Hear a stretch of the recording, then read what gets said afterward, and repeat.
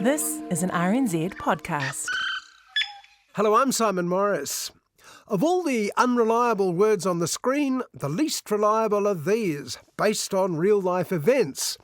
When you say based on, how firmly are they locked into the actual facts? And how often are the said facts, shall we say, helped, sexed up, made to flow more freely, and increasingly often these days amended to cater to modern tastes? Richard III. I just don't believe someone would be that wicked because of a disability. Doesn't ring true to me. That's your critique of Shakespeare, is it?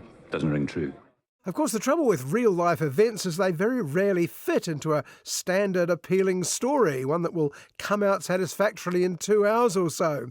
But still, that's no excuse for deliberately misrepresenting them, surely. I'll have her. But I will not keep her long. But though I killed her husband and her father, the readiest way to make the wench amends is to become her husband and her father, the which will I.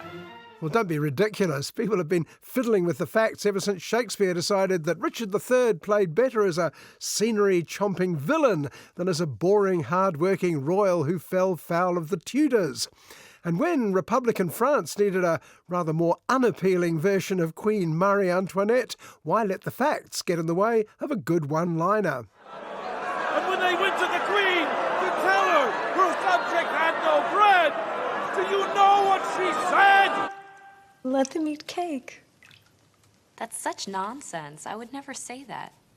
The fact is, any film set in any historic period or exotic locale is going to fiddle with the available information to make room for a good plot. But at least, until recently, some lip service was paid to the basic facts. He waits for you at York. If you are man enough to come and face him. Why do you help me? Because of the way you are looking at me now. Where are you going? I'm going to pick a fight. Well, not always. If you're expecting accurate history lessons from Braveheart, Pearl Harbor or Argo, you've only yourself to blame. But the worst purveyor of alternative facts is Quentin Tarantino. I'm putting together a special team. We're going to be doing one thing and one thing only. Killing Nazis. Sound good? Yes, sir! It's not just that QT upends the truth in his films, it's that he does it with a gleeful postmodern smirk. A wild bunch of Jewish soldiers of fortune terrorising Nazi Germany and then incinerating Hitler with a flamethrower. That's so cool. A movie about the Manson family murder of starlet Sharon Tate, but with a happy ending. Why not? I'm Sharon Tate. I'm in the movie. You're in this? That's me. I play Miss Carlson, the klutz. Well, because then it stops being the story of the Manson murders. It becomes a goofy tale of the gang who couldn't shoot straight, surely. And pessimists may wonder if future, dumber generations are going to prefer the Tarantino version of events to the depressing truth. Book has no story. There's no story. Make one up. Okay, we open with LaRoche. No, we open at the beginning of time. Okay, we open with LaRoche. Crazy white man. We open on Charlie Kaufman. Fat, bald, ugly, paces. That's certainly the advantage of pure imagination, of course. The story can pan out however you choose. As Oscar Wilde put it, the good ended happily, the bad unhappily. That's what fiction means. But accuracy or inaccuracy in movies is one thing. After all, you can always Google a story to find out how much, if any of it, is remotely true. Incredible. I don't believe it. Who can believe it? What horrors have you heard? Tell us. Tell us. Tell us at once. Tell us about Wolfgang, Amadeus, Mozart. Mozart? A slightly trickier issue is convincing an audience of something. Sometimes truth really is stranger than fiction, so the poor screenwriter and director have to work doubly hard to make us believe it. We have to convince Germany that our target is Greece. The plan begins in Spain, where a corpse will wash up on shore bearing classified letters. A corpse carrying fake documents. The World War II story of a dead soldier carrying totally fictitious secret plans devised by British intelligence was told recently in the film Operation Mincemeat. And the part that was true, all of the above basically, was infinitely harder to swallow than the lightly romantic subplot the filmmakers added later. He would carry a letter from his wife professing her deep love for him. Very good. And he would carry her photograph. My contribution to the mission for a seat at the table. Well, this week, 2 films based entirely on real life, though one has an easier job than the other. On Netflix, Munich, The Edge of War centres on one of the most well-known moments leading up to World War II. British Prime Minister Neville Chamberlain waving a piece of paper and predicting peace in our time. It was already fiction before novelist Robert Harris got his hands on it. What if he refuses to sign it? Why should he? These are all statements he's made already. It doesn't mean he's going to stick with them. It's symbolic, Horace. The other tells the story of an almost completely forgotten real-life character, Chevalier Joseph Boulogne. Musician, swordsman, composer, dashing dilettante, he was the son of a Caribbean slave in the reign of Louis XVI. Usually I am the most impressive person at these parties, but it seems you have stolen focus. Is that right? I'm afraid so. Chevalier's major problem is how unlikely it is, and yet it doesn't even include some of the most fascinating and factual parts of Boulogne's life. But at least the first movie this week doesn't have to worry about facts. Meg 2 is made up from start to finish. We just hope it goes better than last time.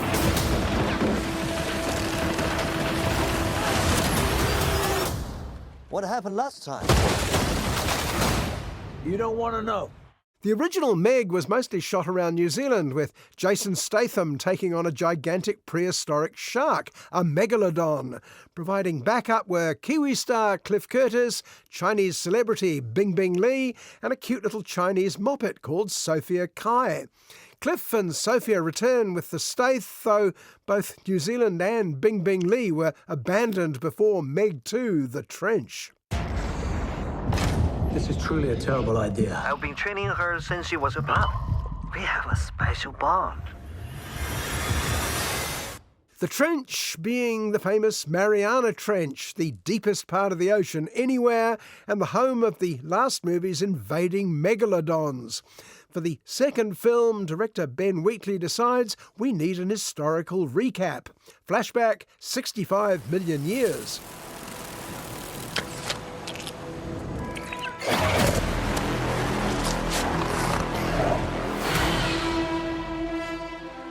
A caption explains that the world was inhabited by dinosaurs of all shapes and sizes, but the king of them all was... anyone? That's right, Tyrannosaurus, T to his friends, Rex.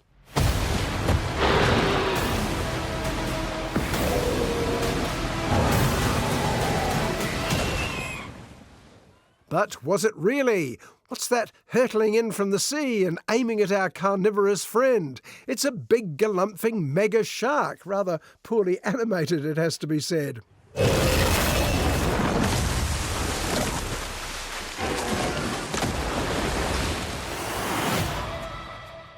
OK, well, that's all the explanation this story needs, thinks director Wheatley, who's better known for art films like A Field in England, High Rise and Happy New Year, Colin Burstead. Wheatley immediately throws us into the middle of some problems in the Mariana Trench. Jonas, we need your help. We're detecting increased aquatic activity 25,000 feet deep in the trench. Jonas, Jason Statham, is now an eco-warrior taking on ratbags who dump nuclear waste in our oceans. Well, don't worry about that. He's also inherited the late Bing Bing Lee's daughter, Mei Ying, now a stroppy teen, as well as Mei Ying's heroic Uncle Jimmy, whose hobby is training a tame megalodon. Well, that's not important either. Cliff Curtis, tell us what is. It's an ancient ecosystem untouched by man. Whatever is down there is trying to make its way to the surface. This was a bad idea. Just a little bit. There have been people, possibly nuclear ratbags, tampering with the trench, and once you start doing that, who knows what you're going to unearth. Jonas and his buddies decide to take a couple of deep-diving mini-subs down into the deeps to find out what's up and who's doing it. No, not you, Mei Ying. I want to dive the trench. No.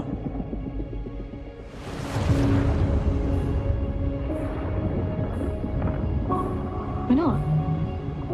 Saying it's too dangerous. Too dangerous for you. But of course, we know that saying no to a stroppy teen is a waste of time in this sort of movie.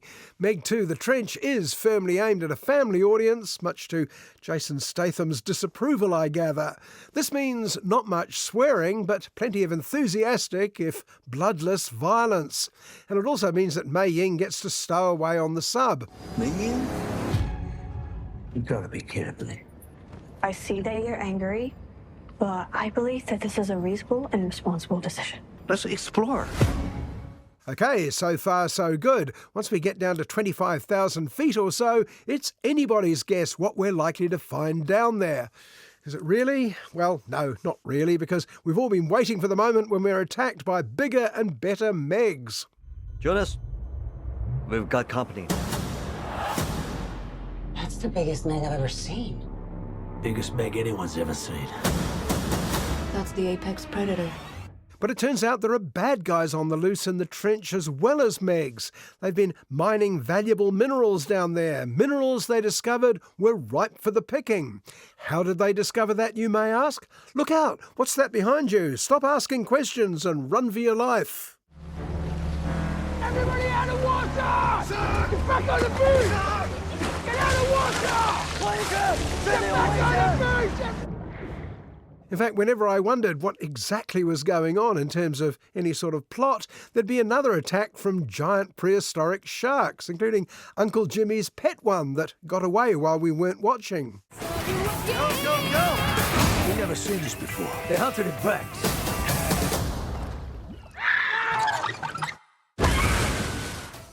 I know Hart's 80s hit Barracuda seems to be putting it mildly, and you won't be surprised to learn that this noisy pig's breakfast of a movie hasn't exactly proved a favourite with the critics.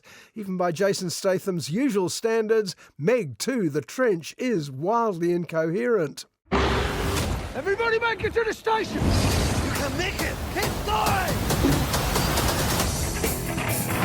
3 massive Megs and who knows what else have escaped the breach. But wait, what's that sound as the final credits roll? It was the sound of spontaneous applause from the audience, and as the lights went up I could see why. They were mostly kids, delighted that the film's PG rating meant they could enjoy the sight of monstrous sharks attacking Jason Statham. We can relax. This place, Meg-proof. I mean, Jonas was always afraid of this, but I was also thinking...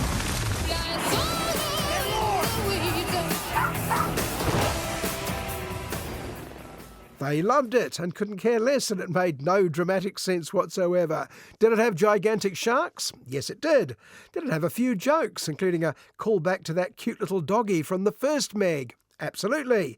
And has it encouraged them to see more, possibly far better movies at a cinema next time? Certainly it has, and for that reason alone, I'm not going to get too snooty about Meg 2, The Trench.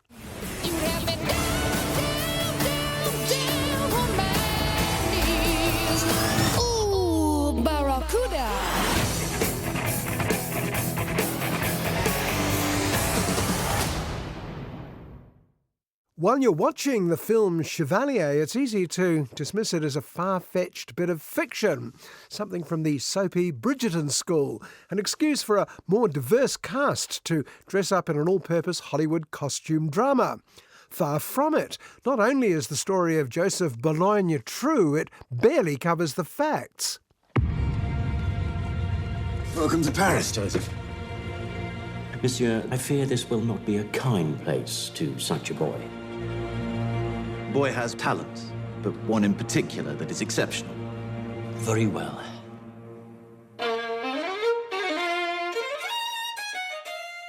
Boulogne was born the son of a white colonial landowner and a slave in Guadeloupe in the Caribbean. The French were apparently rather more liberal than the rest of Europe at the time, and as a now free Frenchman, young Joseph was admitted to a top school in Paris where he excelled in fencing and music. I realized the more I excelled, the less I was alone. Were you always so competitive? Not only was he a dazzling violinist, he was also a noted composer, the rival, it's said, of another former child prodigy, Wolfgang Amadeus Mozart. And Chevalier delights in taking a well-known scene from the film Amadeus and turning it on its head. Here it's Mozart who gets humiliated by an unknown challenger.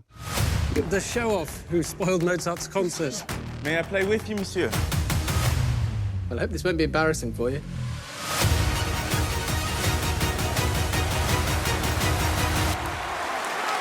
Who the hell is that? Chevalier is clearly out to redress the injustice of Boulogne's modern obscurity. In the late 18th century, he was one of the great celebrities of the age.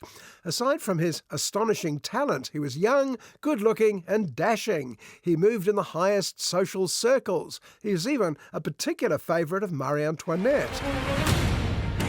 You are quite a remarkable man, Joseph. I, Marie Antoinette, Queen of France, hereby anoint you Chevalier. But despite being given the title of Chevalier, the equivalent of a knighthood, there were still limits and rules. He couldn't marry, certainly not outside his race, though apparently, this being France, a blind eye was turned on his many romantic affairs. Perhaps that's why he thought he could get away with flirting with Marie, wife of a bad-tempered nobleman. In any other country, a man of your colour would not be wearing such fine clothes. One day, the whole world will know me. And of course, the music will be spectacular. Bold. Marie, played by Samara Weaving, is attracted as much by Joseph's musical talent as his striking good looks. She's an amateur singer herself. And of course, one thing leads to another. And who might you be? Well, I am the Chevalier de Saint-Georges. Well, congratulations to you and all of your many accomplishments, whatever they are. Meanwhile, at the other end of the social spectrum, an ageing diva played by Minnie Driver is furious when Joseph scorns her advances. She stirs up trouble at court, particularly when Joseph announces his ambitions to take over the Paris Opera. You don't belong here. You're a party trick. You're a pet, playing the violin, that is all. You know I am the best.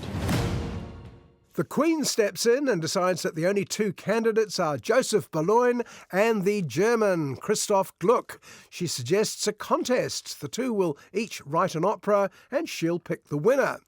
Joseph calls on the services of Marie to sing in his opera Ernestine, despite Marie's husband forbidding her to do so. You are playing a dangerous game, friend. You forget your place, boy. Break his hands. This world is painful for us, my son. But there is always the choice to fight. A surprising amount of all this is true, even the part where the cuckolded husband threatens to break the musician's hands and the fortunate, if anticlimactic outcome that he doesn't actually do it. I suspect that the arrival of Mum and her introduction of Joseph to his musical roots may be slightly less true. You've let these rich white people soften you. Get up. Come with me.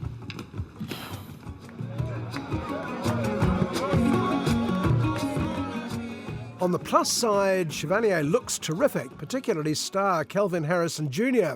He's totally convincing both as a fencer and as a ferocious violin player. He and the rest of the cast certainly do what they can with what they're given.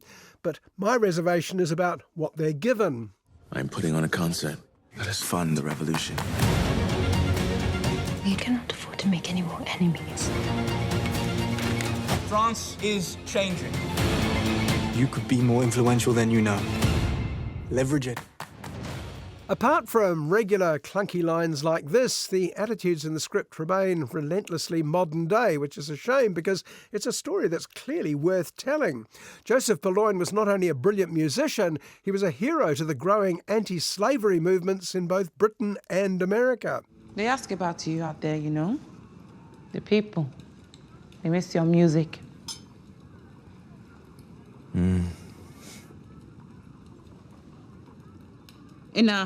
Enough wallowing, it is pathetic. For all its minor strengths, Chevalier's major failing was leaving too much good stuff only to be included in closing titles. In short, a potentially great story turned into less than gripping soap opera, I'm afraid. If you take to the stage, you will be erased. There will be no new France. You cannot topple what has been ordained by God. Not everything is about you people.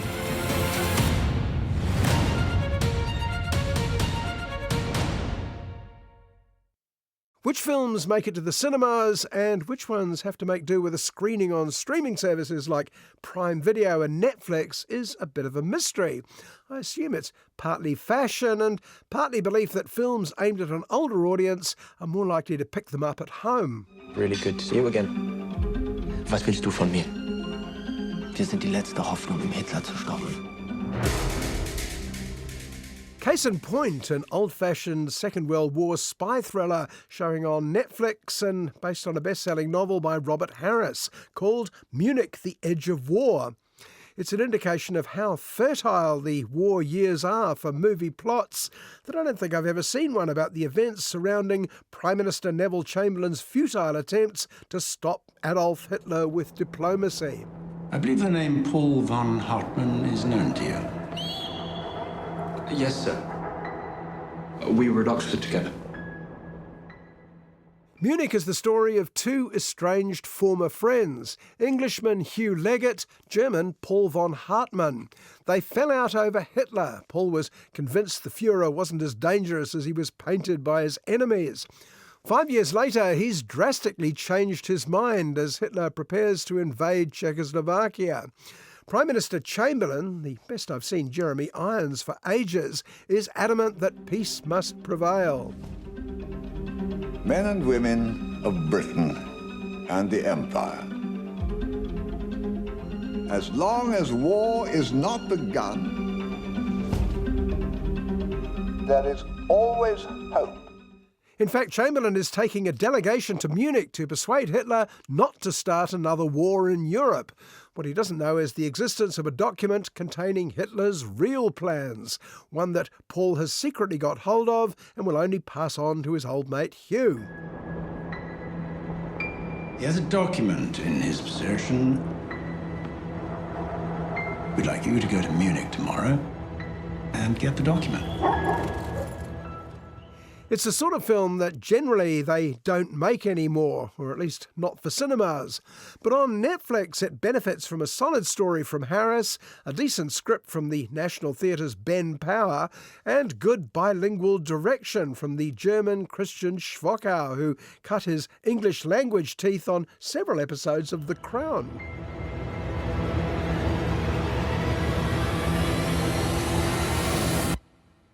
It'll be an act of espionage on foreign soil. The cast is pretty good too. As well as Jeremy Irons, it features 1917's George Mackay as Hugh and a trio of terrific young German actors. Janus Niewohner as Paul, a touching bit from Berlin Babylon star Lift Lisa Fries, and Sandra Hüller, so good in last week's Anatomy of a Fall. Ist ein wahrer Plan für Europa. Hitler is lying when he claims to want peace. People will suffer. That document is the proof. The story follows Paul getting the document to Hugh under the nose of the Gestapo, and then Hugh attempting to get it to Chamberlain. Though getting the willfully obtuse Prime Minister to read it is another matter. Yes, I wanted to have a private meeting with him, man to man, no officials. He invited me to his apartment. What? No officials? Not even you, Horace. Oh, for God's sake, you can't go and see Hitler entirely on your own. Can and will. Gentlemen, we must rise to the level of events. Of course, with the benefit of all these years of hindsight, we've become used to the idea that Chamberlain was one of history's great dupes. The hat, the umbrella, the deluded cry of peace in our time as he waves Hitler's worthless affidavit. It's hard to imagine anyone believing a word of it. Last night's agreement only settles a tiny dispute. There will be others. And I want him to publicly commit himself to peace. But at the time, Chamberlain's mission to Munich was seen as a diplomatic triumph. Such was the dread of a repeat of the recent Great War. And it's to the credit of this Anglo-German production that it manages to capture that era so effectively. What's happened to you? I have to do it!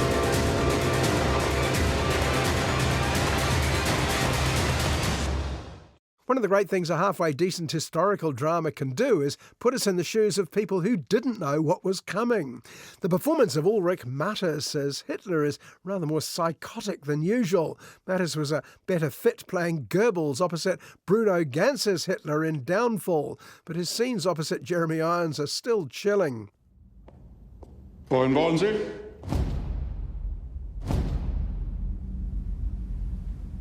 They'd kill you for even thinking about it. Kommen Sie her. Munich, The Edge of War is a better film than straight to Netflix might suggest. It's always reassuring in an era of mindless monster movies that a film that tries to include the truth somewhere in its mission statement can still get made now and again. Though we may have to wait until the actors and writers' strike gets settled, hopefully sooner rather than later. And in that spirit of peace in our time, it's time to go. I'm Simon Morris, and I hope you'll join me at the movies, same time next week.